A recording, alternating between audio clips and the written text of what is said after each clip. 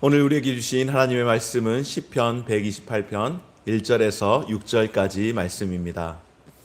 시편 128편 1절에서 6절까지 말씀. 제가 1절에서 5절까지 말씀 읽고 우리 다 함께 6절 말씀 함께 합독하도록 하겠습니다. 우리 다 함께 자리에서 일어나서 말씀 받겠습니다. 여호와를 경외하며 그의 길을 걷는 자마다 복이 있도다. 내가 내 손이 수고한 대로 먹을 것이라. 내가 복되고 형통하리로다. 내 집 안방에 있는 내 아내는 결실한 포도나무 같으며 내 식탁에 둘러앉은 자식들은 어린 감람나무 같으리로다. 여호와를 경외하는 자는 이같이 복을 얻으리로다. 여호와께서 시온에서 내게 복을 주실지어다. 너는 평생의 예루살렘의 번영을 보며 우리 함께 읽겠습니다. 내 자식의 자식을 볼지어다. 이스라엘에게 평강이 있을지로다. 아멘. 여기까지 보았습니다. 자리에 앉겠습니다. 우리 서로 인사를 나누겠습니다. 할렐루야. 행복하십시오. 성령 충만하십시오.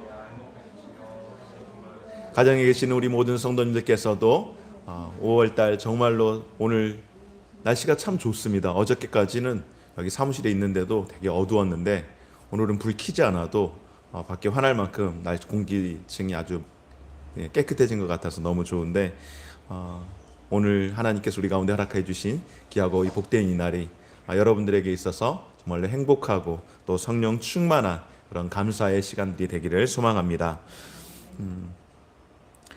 5월 가정의 달과 함께 더불어서 우리가 주일 예배 각 가정별로 온 PRS 예배로 드리고 있습니다.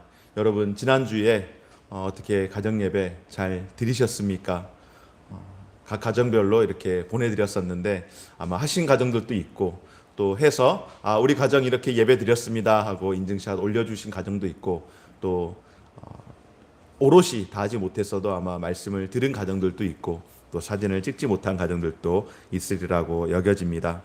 중요한 것은 우리가 5월 이 한 달을 보내면서 꼭 우리 모든 성도님들 또 각 가정들마다 특별히 어린 자녀들이 있는 가정, 사실은 제가 이렇게 설교를 준비하면서도 마음에 걸리는 것이 있었습니다. 왜냐하면은 저희가 매일매일 예배를 드리다가 요즘 매일같이 예배를 거의 못 드리고 있어서 아이들에게 계속해서 마음이 좀 찔림이 있고 걸림이 있어서 다시 또 시작을 해야겠구나. 그리고 너무 매여 있지는 않더라도 계속해서 지속될 수 있도록 해야겠구나라고 생각을 했는데 우리 모든 성도님들께서도 각 가정에서 계속해서 실천해 주시고 주일 오후에 가정 예배 함께 모이시고 또 가정 예배의 등불을 여러분들이 켤 수 있는 그런 시간이 되기를 바랍니다.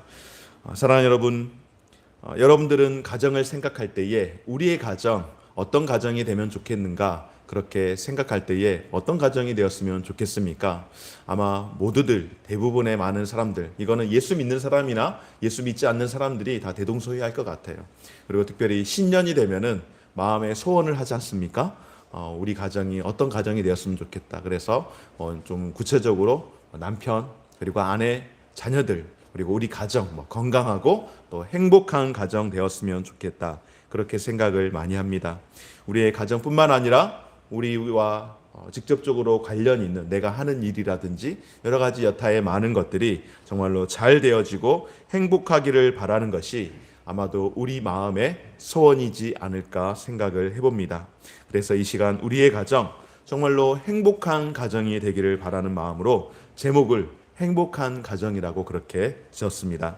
오늘 시편 128편을 통하여서 아름다운 가정의 모습, 행복한 가정의 모습이 어떠한 가정인지를 함께 살피며 또 말씀 가운데 은혜 받고 또 우리의 마음을 다시 한번 도전할 수 있는 귀한 시간 되어지기를 소망합니다. 오늘 말씀은 행복한 가정의 모습을 이렇게 증거하고 있습니다. 첫째로 어떻게 하는 것이 어떠한 가정이 행복한 가정인가라고 이야기할 때에 첫 번째로 수고의 열매를 거두는 가정이라고 말씀을 합니다. 오늘 1절 말씀에서 이렇게 말씀을 합니다. 여호와를 경외하며 그의 길을 걷는 자마다 복이 있도다. 내가 내 손이 수고한 대로 먹을 것이라. 내가 복되고 형통하리로다. 아멘. 여러분, 복된 삶에 있어서 중요한 조건이 있습니다. 무엇입니까? 바로 여호와를 경외하는 것. 여호와를 경외한다라고 하는 말은 성경 가운데 굉장히 많이 나와 있습니다.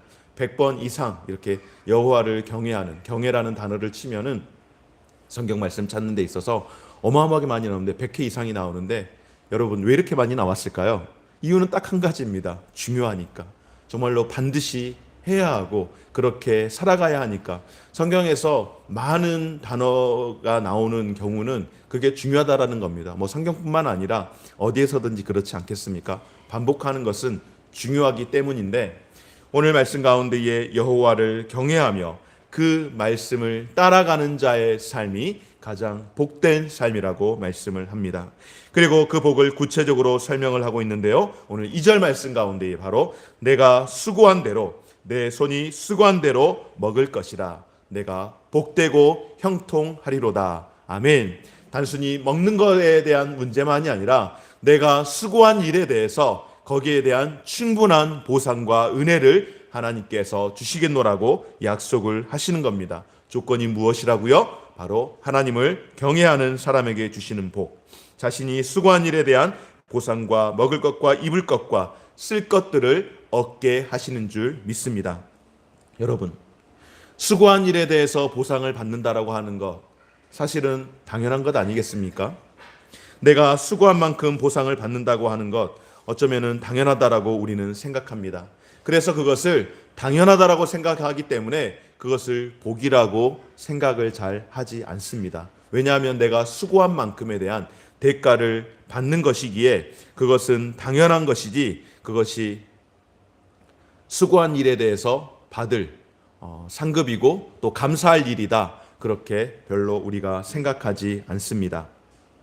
그런데 여러분, 그런 당연한 일이, 내가 당연하다고 생각하는 그러한 일들이 결코 우리의 삶 가운데서 당연하지 않게 다가오는 경우가 훨씬 더 많이 있더라는 겁니다.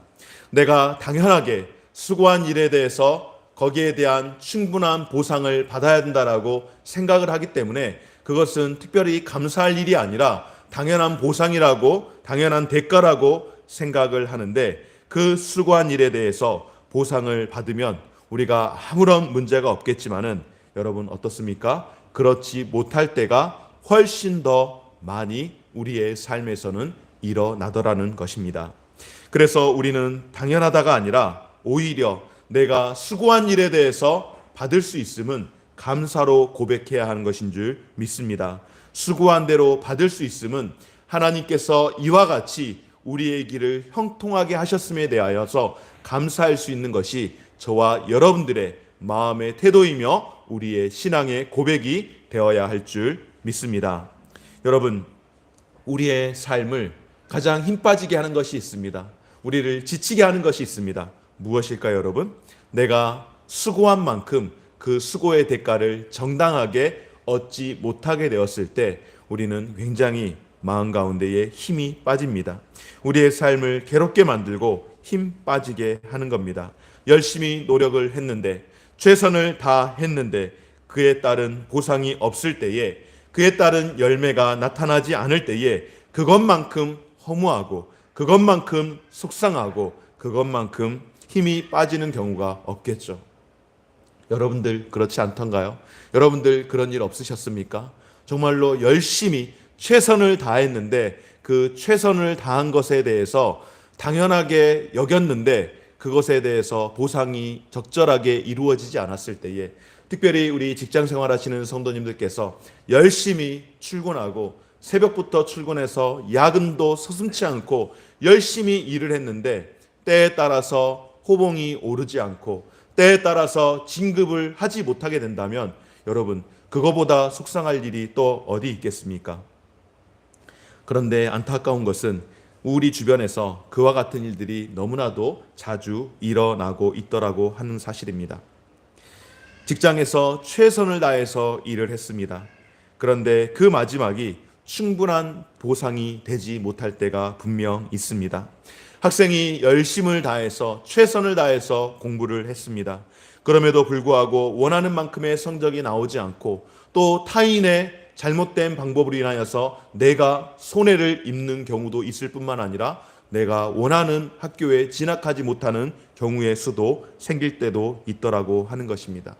가정에서 주부로서의 삶을 살아가는 우리 여성 성도님들은 어떻습니까? 가정을 위해서, 남편과 자녀들을 위해서 최선을 다해서 가정을 돌보고, 또한 가족을 위해서, 가족들의 그 윤택함을 위해서 최선을 다해서 노력했음에도 불구하고 그 수고와 노력에 대해서 감사하고 알아주기는커녕 부족하다라고, 결여되었다라고, 왜 이것밖에 해주지 못했느냐라고 그렇게 원망하고 불평할 때, 여러분, 그럴 때에 어떠한 마음이 드십니까?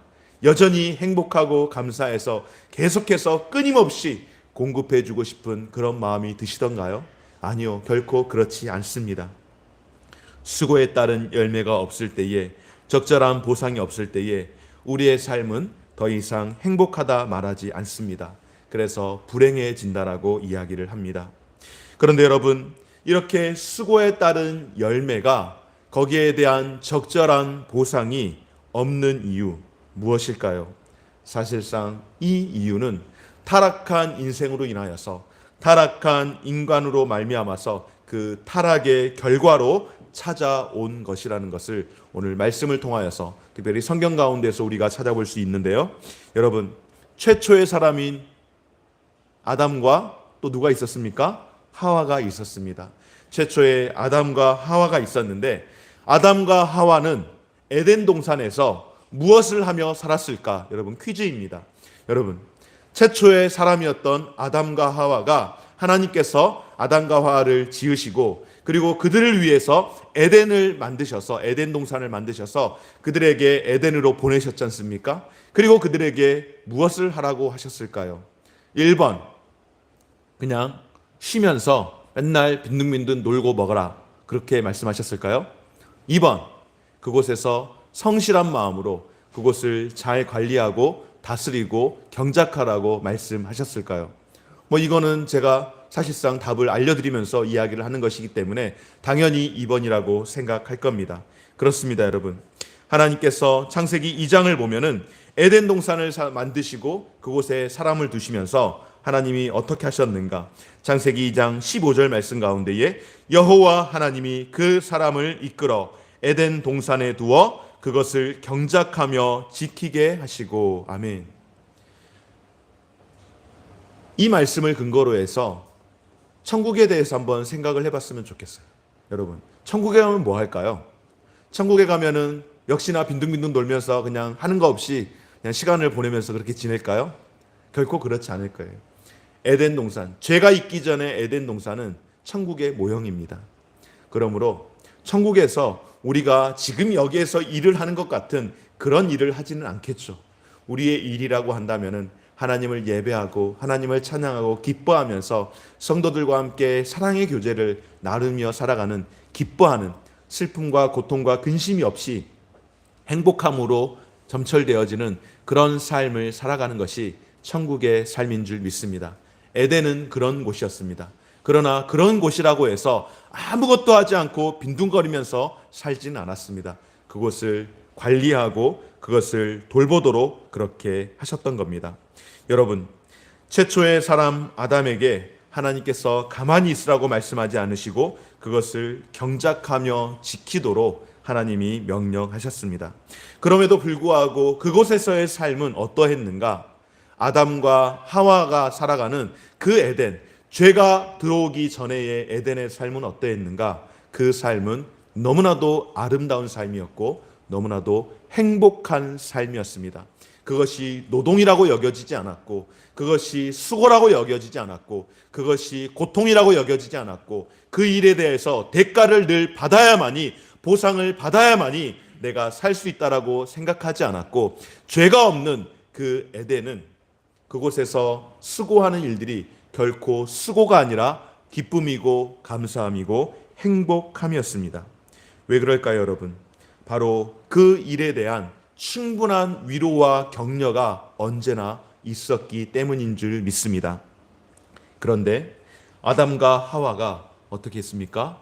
범죄함으로 인하여서 그 에덴 가운데에 죄가 들어왔습니다. 에덴에 죄가 들어옴으로 말미암아 어떻게 되었습니까? 하나님께서 아담에게 벌을 주셨는데 그 벌의 내용이 무엇인가? 바로 창세기 3장에 보면은 창세기 3장 18절 말씀 가운데에 이렇게 말씀합니다. 땅이 내게 가시덤불과 엉겅퀴를 낼 것이라. 내가 먹을 것은 밭의 채소인즉. 아멘. 죄가 들어오기 전에 에덴은 기름지고 풍요롭고 아름다운 곳이었습니다. 죄가 있기 전에는 그곳 자체가 행복한 곳이었고 또한 그곳에서 머무르는 것 자체가 행복함이었는데 죄가 들어온 이후의 삶은 어떻게 되었는가? 더 이상 그곳에 행복함이 함께 공존하지 못하고 수고하지 않으면, 땀을 흘리지 않으면 안 되는 그런 고통이 찾아왔고 또한 땅으로 인하여서 땅에서 가시덤불과 엉겅퀴가 올라옴으로 말미암아서 그것들을 경작하고 수고할 때마다 내 몸에 상처도 입어야 하고 내가 그만큼의 고통을 경험하게 되었습니다. 아담이 수고한 만큼 결코 이제는 열매를 맺지 못하게 되었습니다. 여러분, 이것이 바로 타락한 인간의 실존입니다. 그래서 오늘 본문 앞에 등장하는 시편 127편, 시편 127편과 시편 128편은 특별히 가정에 대해서 그렇게 많이 언급을 하는 말씀이기도 한데요. 시편 127편 솔로몬은 이렇게 이야기를 합니다. 117편 1절과 2절 말씀 가운데에 여호와께서 집을 세우지 아니하시면 세우는 자의 수고가 헛되며 너희가 일찍이 일어나고 늦게 누우며 수고의 떡을 먹음이 헛되도다. 아멘. 여러분, 어떻다고요? 한마디로 이야기하면 하나님께서 도우시지 아니하면, 하나님께서 너희의 삶을 간섭해 주시지 아니하면, 하나님께서 너희들의 삶 가운데에 함께 손대어서 역사해 주시지 아니하면 어떻다고요, 여러분?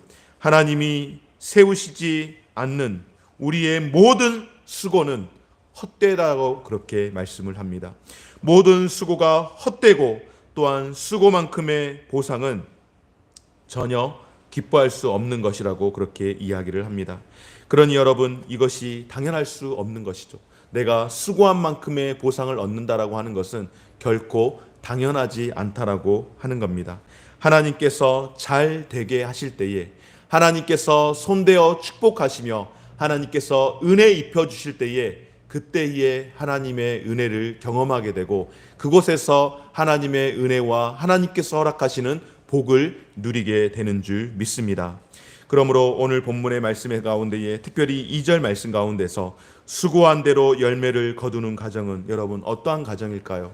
바로 하나님이 축복하시는 정말로 복된 가정, 행복한 가정이 되는 줄 믿습니다. 수고한 대로 우리가 얻을 수 있다라고 하는 것은 결코 내가 생각하는 대로, 내가 원하는 대로 다 얻을 수 있는 것이 아니라 하나님께서 그 가운데에 함께 하실 때에, 하나님께서 세워주실 때에 그 가운데에 수고한 대로 얻는 복을 누리시는 줄 믿습니다. 오늘 저와 여러분들의 삶 가운데에, 우리의 가정 가운데에, 여러분의 직장 가운데에, 여러분의 행하는 모든 범사 가운데에 하나님이 세워주심으로 말미암아 하나님께서 주시는 그 복을 누리며 살아갈 수 있는 우리 모든 성도님들의 삶이 되어지시기를 주의 이름으로 축원합니다. 남편이 직장 가운데서 수고한 만큼 하나님께서 복을 주시는 그 은혜를 누리고, 아내가 가정에서 수고하는 만큼 그 위로와 그 사랑을 충분히 공급받고, 자녀들이 열심히 노력하여서 하나님께서 주시는 은혜와 복을 누림으로 말미암아 온 가정이 열매를 맺어 그 가운데서 기뻐하고 또한 이 같은 축복을 누리는 가정, 이 시간 하나님을 향하여서 예배함으로 말미암아 가정과 자녀들이 더욱더 복된 그런 가정 되어지시기를 간절히 소망합니다. 오늘 두 번째로 함께 보기를 원하는 것, 바로 행복한 가정, 어떠한 가정인가? 오늘 두 번째는 이렇게 말씀을 합니다. 바로 생명의 은혜를 누리는 가정이 하나님께서 허락하시는, 우리에게 허락하시는 행복한 가정이라고 말씀을 합니다.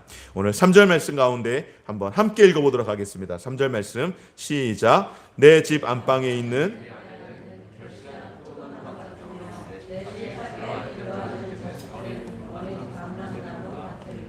아멘. 오늘 말씀 가운데에 안방에 있는 내 안에는 결실한 포도나무라고 말씀을 합니다. 여러분, 포도나무의 이 열매의 특징은 무엇입니까? 이렇게 송이로 열린다라고 하는 거죠. 풍성하다라고 하는 거죠. 그래서 포도나무의 이 열매는 예전에는 이렇게 풍요에 대한 어떤 상징이기도 하고 또 다산에 대한 상징이기도 합니다. 무슨 말씀인가 하면은 아내로 말미암아 자녀들이 태어나는 모습을 포도 열매로 그렇게 묘사를 하는 겁니다. 뿐만 아니라 남편은 아내를 통하여서 충분한 위로와 사랑을 하나님께서 허락하여 주신 그 아내를 통하여서 그 아내와 함께 충분한 부부의 사랑을 누리도록 그렇게 말씀을 하시는 겁니다. 또한 식탁에 둘러앉아 있는 자식들은 여러분 무엇이라고 이야기합니까? 감람나무로 비유를 합니다. 감람나무의 중요한 특징이 하나 있는데 감람나무는 여러분 수령이 굉장히 길다라고 하는 겁니다. 우리나라에도 수령이 긴 나무들이 가끔씩 있어요. 지난 며칠 전에 저희 아이 이렇게 숙제하는 것 때문에 저희 집 가까운 곳에 서원이 하나 있거든요. 심곡서원이라고. 그래서 그곳을 갔더니 수령이 500년 된 그리고 400년 된 느티나무가 있는데 굉장히 이렇게 두껍고 크더라고요. 우리나라에서 한 300년 이상 되면은 각 지자체에서 이렇게 관리하는 그런 나무들이에요. 보호수라고 이렇게 지정이 되어 있는데 감람나무 역시 굉장히 수령이 길다라고 합니다. 제가 C채널을 통하여서 보는 이 방송 중에 하나가 무엇인가 하면은 영상으로 보는 성지순례 해서 최근에 예루살렘 지역을 이렇게 소개해 주는 곳을 봤는데 예루살렘의 감람나무산 여러분 성경 가운데서 기억하시죠? 그냥 한마디로 이야기하면은 올리브 산입니다. 그래서 올리브 나무가 굉장히 많은 곳이 감람나무가 굉장히 많은 곳인데 수령이 뭐 아주 적게 된 이제 심은 지 얼마 안 된 나무들도 있는데 수령이 뭐 1000년 이상 된 그런 고목들도 있는데 여전히 그런 큰 나무에서 올리브가 정말로 주렁주렁 열려가지고 그 열매를 이렇게 수확하는 그런 모습을 보여줬는데 감람나무의 중요한 특징 중에 하나는 무엇인가 하면은 나무가 오래 간다라고 하는 것이에요. 수령이 길다라고 하는 겁니다. 수령이 1000년 넘게 그렇게 사는 것들도 있는데 그만큼 생명력이 강한 것이 바로 감람나무입니다. 특별히 자녀들을 어린 감람나무에 비유한 데는 이유가 있습니다. 왜 이유가 있을까요, 여러분? 아직은 어림으로 인하여서 그 어린 감람나무에서는 좋은 열매를 얻을 수가 없습니다. 그러면은 어린 감람나무이기에 좋은 열매를 얻을 수 없지만은 그 감람나무에서 평생 동안 열매를 얻을 수 없을까요? 아니죠. 수령이 길다라고 하는 것은 최소한 10년, 15년, 20년. 예를 들어서 그 나무가 50년, 뭐 그 이상씩 산다고 한다면은 우리가 보통 나무 하나를 심으면은 사과나무 같은 경우는 3년 정도면 열매를 맺는다고 해요. 감람나무가 몇 년 정도 걸려서 열매를 맺는지 정확하게는 알지 못하지만은 분명한 사실은 그 나무가 이제 열매를 맺기 시작하면은 어마어마하게 열매를 맺는다라고 이야기를 합니다. 자녀를 감람나무에 비유한 것은 그만큼 자녀를 키우는 시간이 길기 때문에 또 그만큼의 시간이 필요하기 때문 아니겠습니까? 그리고 감람나무가 이제 다 자라서 열매를 이제 맺기 시작하면은 보통 한 해에 얼마만큼의 열매를 얻는가 하면은 한 해에 약 0.5톤 어마어마한 그런 열매를 얻는다라고 이야기를 합니다. 올리브 열매를 그렇게 얻는다고 하는 거예요. 여러분들도 올리브 열매 되게 좋아하시잖아요. 올리브 그 기름 굉장히 좋아하시잖아요. 그런 고가의 열매를 통해서 고가의 이런 것들을 이렇게 수입을 얻게 되어지는데 유대인들에게 있어서 이 올리브, 이 감람류는 모든 생활과 모든 삶에 있어서 반드시 필요한 그런 이 가장 중요한 재산 목록 1호라고 그렇게 이야기를 하는데요. 요리를 하는데 사용하는 것은 물론이거니와 불을 밝히는 데도 사용하고 또 가구를 만드는 목재로도 사용하고 가정에서 쓰이는 모든 도구 가운데에 필요치 않는 것이 없을 만큼 중요하고 또 여러분 성경에서 감람류는 얼마나 귀중하게 여겨지는가 하면은 제사장이 기름 부음을 받지 않습니까? 그리고 왕이 기름 부음을 받습니다. 그 기름 부음 흘러내리는 그 기름이 바로 이 감람류를 이야기를 하는데요. 바로 이 모든 곳 정말 그 어디에도 다 사용할 수 있는 이 감람류 한마디로 가정에서 이 감람류라고 하는 것은 가장 재산 목록 1호라고 이야기할 만큼 귀중한 것인데 너희 자녀들이 바로 그와 같은 자들이라고 오늘 하나님께서는 시편 128편을 통하여서 우리에게 말씀을 합니다. 저도 가끔씩은 제 아이들로 인하여서 속이 상할 때가 참 많이 있죠. 제 아이들이 저희 집에 가서 부탁을 했었어요. 아빠, 교회에서 설교할 때 우리 이야기 좀 하지 말아주세요. 그래서 알겠다고 미안하다 그래서 제가 실명은 거론하진 않아요. 실명은 거론하진 않는데 저희 아이들 또 가끔씩은 부모인 저희의 마음을 속상하게 할 때가 있더라고요. 그러면 여러분, 저희 아이들만 못돼서 그런가요? 여러분의 아이들은 전혀 안 그러셨어요? 아마 어느 가정에 자신의 그 아이들이 속 한번 안 썩히고 그렇게 자라는 아이들이 있습니까? 다 문제 일으키기도 하고 속상하게 할 때도 있죠. 그러나 그런 아이들이 철이 들고 나면, 시간이 지나고 나면은 여러분, 우리의 삶에 있어서 가장 소중하고 가장 귀중한 재산 목록 1호가 되는 줄 믿습니다. 사랑하는 여러분, 우리의 자녀들은 장성하는데 오랜 시간이 걸리죠. 그러나 그 안에 무엇이 있습니까? 바로 생명이 있습니다. 생명이 있기 때문에 성장하고 또한 성장한 이후에는 우리의 일상을 풍요롭게 만드는 그런 귀한 열매로 그런 큰 기쁨이 우리에게 되어주는 줄 믿습니다. 시편 117편 가운데에 자식들은 여호와의 기업이요 태 열매는 그의 상급이라고 말씀하는 것처럼 우리에게 허락하여 주신 우리의 귀한 자녀들은 우리의 열매일 뿐만 아니라 우리에게 있어서 가장 큰 상급이 되는 줄 믿습니다. 사랑하는 여러분, 바로 행복한 가정은 이런 겁니다. 사랑하는 아내와 또한 사랑하는 자녀들과 함께하는 가정. 시간이 걸릴지라도 생명이 있기에 성장하는 것을 우리가 믿고 기다리는 겁니다. 어린아이가 태어나는 현장, 여러분 바로 가정 아니겠습니까? 또 그 자녀가 자라고 성장하는 그 과정, 그 현장도 역시 가정입니다. 이렇게 탄생하고 또한 성장하는 생명의 역사가 일어나는 가정, 곧 생명의 은혜를 누리는 가정이 오늘 우리에게 주시는 축복의 말씀이며 행복한 가정의 모습인 줄 믿습니다. 그러나 여러분, 성경이 말하는 생명의 은혜를 누리는 가정은 단지 자녀들이 태어나서 건강하게 자라는 모습만이 아님을 결코 오늘 우리에게 말씀해 주고 있습니다.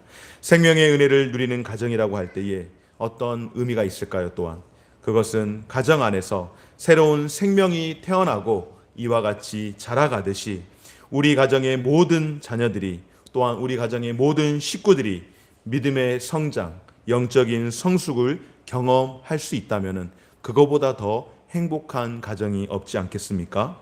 우리가 인생을 살아온 부모로서 삶을 살아가지만은 여전히 우리도 하나님 앞에서 우리의 자신을 돌아보며 우리 믿음의 성장과 성숙을 계속해서 이루어가야 하는 그런 삶을 살아가고 있다고 한다면은 여러분, 그것이 정말로 아름다운 가정이 될 터이고 또 그렇게 살아가는 가정이 우리 부모된 자들과 또 우리 자녀된 자들에게 계속해서 흘러내려가게 할 수 있다면 무엇을 흘러내려가게 하면 좋겠습니까? 바로 믿음이 흘러내려가도록 해야 하지 않겠습니까?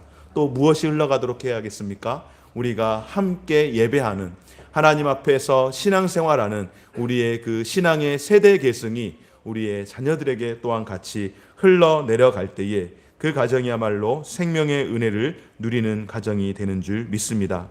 오늘 4절 말씀에서 이렇게 말씀합니다. 여호와를 경외하는 자는 이같이 복을 얻으리로다. 아내가 잘 되어지고 자녀들이 잘 되어지고 그것으로 끝나면 여러분 절대 안 됩니다. 그것으로 끝나면 여러분 그것은 결코 행복한 가정이라고 할 수 없습니다. 그런 가정, 아내와 남편이 그러니까 아내와 자녀들과 함께 온 가정이 그것으로 야 우리만 그렇게 잘 살자고 끝나면은 절대 안 되는 것이고요. 거기에서 어떻게 더 나아가야 하는가? 행복한 가정을 이루어 가기 위해서 생명이 넘치는 그런 가정을 이루기 위해서 여호와를 경외하는 것, 바로 이것이 우리에게 있어서 반드시 필요한 줄 믿습니다. 하나님을 경외하는 사람이 바로 이와 같은 행복한 가정을 누리는 줄 믿고 오늘 저와 여러분들 하나님을 경외하는 마음으로 가정을 위하여서 또한 자녀들을 위하여서 기도하시고 또 함께 기도하고 자녀들마다 하나님께서 주시는 그런 은혜와 복을 누리는 그런 복된 행복한 가정 되어지시기를 주의 이름으로 축원합니다. 마지막으로 세 번째로 우리가 행복한 가정 되기를 원하는 것, 우리가 행복한 가정을 통하여서 행복한 교회를 이루어 가게 되는 줄 믿습니다. 오늘 5절 말씀 가운데에 여호와께서 시온에서 내게 복을 주실지어다. 너는 평생의 예루살렘의 번영을 보며. 아멘. 여러분, 하나님께서는 우리에게 너희들 행복한 가정 되기 원하니? 그래, 내가 너희들 그렇게 할 수 있도록 해줄게 라고 말씀하시면서 행복한 가정으로 우리의 가정을 끝맺기를 원하지 않는다라고 하는 겁니다. 가정의 행복이 여러분 어디로 흘러가야 합니까?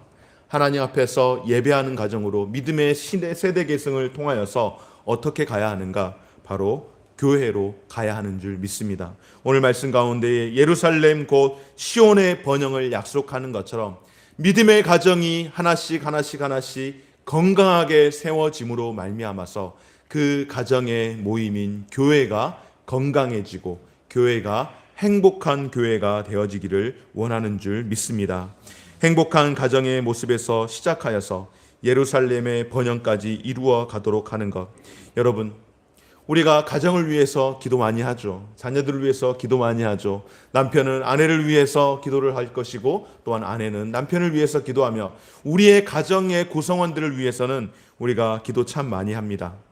그런데 여러분, 우리가 가정을 위해서 기도할 뿐만 아니라 또 무엇을 위해서 기도해야 할까요? 마땅히 교회를 위해서 우리가 기도해야 할 줄 믿습니다. 우리가 이렇게 기도하는 것, 가정이 평안해야 우리가 뭐라도 할 수 있는 것 아니겠습니까? 가정이 평안해야 교회도 열심히 나오고 또 신앙생활도 열심히 하고 봉사도 열심히 할 수 있는 거 당연합니다. 가정이 평안하지 않으면 남편들 직장에 가셔가지고 얼마나 마음이 불편하겠습니까? 가정이 편안하지 않으면 아내 되시는 분이 얼마나 마음이 무겁겠습니까? 가정이 평안하지 않으면 자녀들이 얼마나 마음이 불편하겠습니까? 가정에서 엄마 아빠가 조금만 얼굴이 불편해지고 그러면은 어린 자녀들에게 있어서 굉장한 긴장감을 많이 유발한다라고 합니다. 아이들에게 뭐 특별한 말을 하지 않아도 그냥 분위기상으로 엄마 아빠 분위기가 썩 좋지 않으면은 아이들이 굉장히 그것을 많이 느낀다라고 이야기하는데 여러분, 아이들만 그러겠습니까? 남편은 느끼지 않겠습니까? 아내는 느끼지 않겠습니까? 그리고 그런 성도가 교회에 와 있으면 여러분 어떨까요? 교회는 그걸 느끼지 않겠습니까? 그래서 가정이 평안하고 가정이 하나님 주시는 은혜가 충만할 때에 교회가 더욱더 더 하나님이 주시는 복됨을 누릴 수 있는 그런 교회 될 줄 믿습니다. 우리의 가정이 믿음과 소망과 사랑의 가정이 되어서 하나님이 축복하시는 그런 가정으로 이루어지고 또 그런 가정을 통하여서 우리 교회가 그와 같이 복된 교회가 되어지시기를 주의 이름으로 축원합니다. 사랑하는 여러분, 이 땅의 모든 가정, 또 우리 성도들의 모든 가정이 비록 여러 가지 상황과 환경이 어렵고 요즘은 가정도 정말 만만치 않는 그런 시대를 살아가지만은 오늘 시편 128편의 이 말씀을 통하여서 다시 한번 하나님께서 우리에게 허락하여 주신 가정임을 기억하며 이 가정이 나로 인하여서 복된 가정 되어지시고 나로 인하여서 행복한 가정 될 수 있기를 다시 한번 만들어갈 수 있는 저와 우리 모든 성도님들의 삶이 되어지시기를 주의 이름으로 축원합니다. 그러기 위해서 다시 한번 여러분들과 함께 도전하고 나누길 원합니다. 지난주에 우리 온라인 예배가 좀 원활하지 못하여서 설명이 조금 미흡했는데 우리가 5월 한 달 동안 가정 예배 드리기로 했습니다. 그래서 이렇게 표어를 온 PRS 가정 예배라고 이렇게 이야기를 했는데 지난주에 하신 분들도 계시고 못하신 분들도 분명 계실 겁니다. 오늘 두 번째 시간입니다. 오늘 예배가 끝나면은 출력물을 뒤에 마련하는 곳도 있고 또 예배가 끝나면 여러분 카톡방에 가정 예배 드릴 수 있도록 그렇게 안내를 하도록 하겠습니다. 그래서 그냥 클릭만 하셔가지고 들어가면은 유튜브를 통하여서 여러분들이 함께 예배에 참여할 수 있는데요. 지난주에 하지 못하신 그런 가정들이 있다면 여러분 5월달 5주가 있는데요. 이제 한 주 지난 거예요. 아직도 4주나 남아 있습니다. 4주나 남아 있는데 에이 지난주에 우리 못했는데 우리는 그냥 끝났다 틀렸으니 제끼자 하고 제끼지 마세요. 제발 그렇게 하지 마시고 오늘부터라도 오늘부터라도 해서 우리가 4주간 한번 진행해 보자. 그렇게 해서 그 이후에 여러분들이 이거 괜찮은데 계속하면 좋겠다라고 생각하시는 분들은 저에게 말씀해 주세요. 그럼 여러분들 거기에 같이 가입해서 들어갈 수 있도록 제가 가이드 해드릴게요. 4주간 동안 다시 한번 우리가 좀 도전을 해봤으면 좋겠습니다. 여러분, 가정 예배 한번 도전해 봅시다. 가정 예배를 통하여서 우리의 가정의 신앙이 성장하면 교회도 회복되어지고 부흥하게 될 줄 믿습니다. 주일 오전에는 교회에서 이렇게 함께 예배 드리시고, 그리고 주일 오후에는 가정에서 함께 가정 예배 드리시기 바랍니다. 형편대로 하십시오. 주일 오후에 하셔도 되고 또 주일 저녁에 하셔도 되고, 주일 못했으니까 야 우리는 끝났네, 목사가 분명히 주일 오전에 하라 그래 오후에 하라 그랬는데 끝났네, 그렇게 소망을 놓지 마시고 주중에라도 하셔도 되고요, 아니면 주말에 하셔도 괜찮습니다. 그래서 반드시 꼭 한번 실천해 보시고 함께 자녀들과 그렇게 도전을 해 보시기를 바랍니다. 사진을 보니까 우리 부부로 이렇게 지내시는 우리 장로님, 집사님, 권사님들 이렇게 찍으셔가지고 셀프 카메라로 셀카봉으로 이렇게 찍으셔가지고 하는데, 너무 제가 감사하고 격려가 됐던 게 뭐냐면은, 이렇게 찍으라고 이렇게 인증샷 보내달라 그러셨더니 정말로 이렇게 셀카봉으로 해서 찍는 걸 보면서 정말로 귀하시다라는 생각이 들었습니다. 여러분, 다시 한번 선포하겠습니다.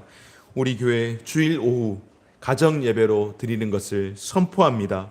우리의 가정, 행복한 가정을 위해서 내가 헌신하겠습니다. 그렇게 다짐하면서 이번 5월 한 달을 함께 보내기를 소망합니다. 개인적으로 우리 모든 가정이 믿음과 소망과 사랑의 가정이 되어서 하나님이 축복하시는 행복한 가정 되어지시기를 주의 이름으로 축원합니다. 또한 우리 교회가 믿음과 소망과 사랑으로 말미암아 하나님께서 복 주시는 행복한 교회 되어지시기를 주의 이름으로 축원합니다. 우리 모든 성도들 가정마다 하나님께서 약속하신 자녀의 자녀를 보며 가정과 우리 교회 가운데 하나님께서 주시는 행복한 가정, 행복한 교회 이루어갈 수 있기를, 저와 여러분들이 그런 가정, 그런 교회 만들어갈 수 있기를 주의 이름으로 축원합니다. 우리 말씀을 기억하시면서 함께 기도하겠습니다. 합심 기도.